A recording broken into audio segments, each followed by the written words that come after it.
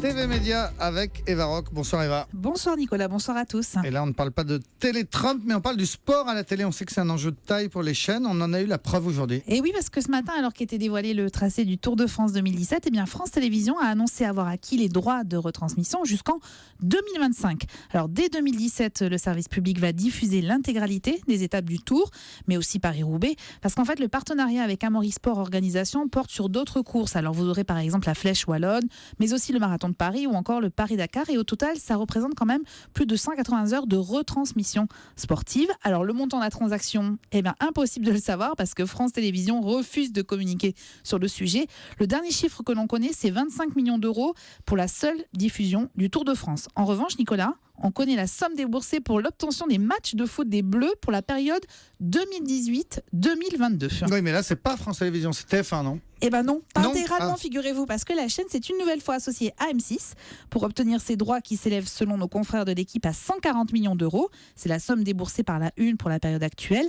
Et en fait, les deux chaînes vont se partager les 40 rencontres, notamment les matchs qualificatifs pour l'Euro 2020 et la Coupe du Monde 2022.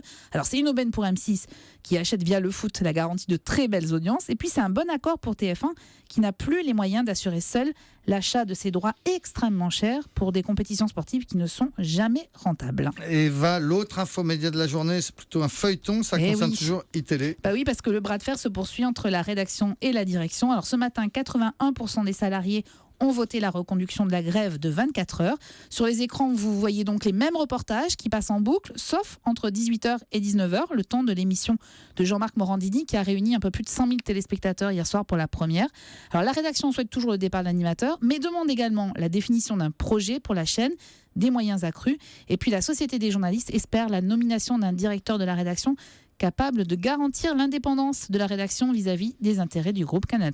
Si on regarde la télévision ce soir, on regarde quoi ? Très bon documentaire de Stéphane Malter, ça s'appelle Au nom du père, du fils et du djihad. C'est sur France 2 à 23h15, le destin d'une famille franco-syrienne, alors entre le sud de la France, Molenbeek et la Syrie. Et le réalisateur a tourné pendant plus de 3 ans au plus près des combats pour tenter de comprendre les motivations de cette famille. C'est passionnant. Et c'est Eva Rock qui nous conseille ce documentaire donc ce soir sur France 2. Merci beaucoup Eva. Le zapping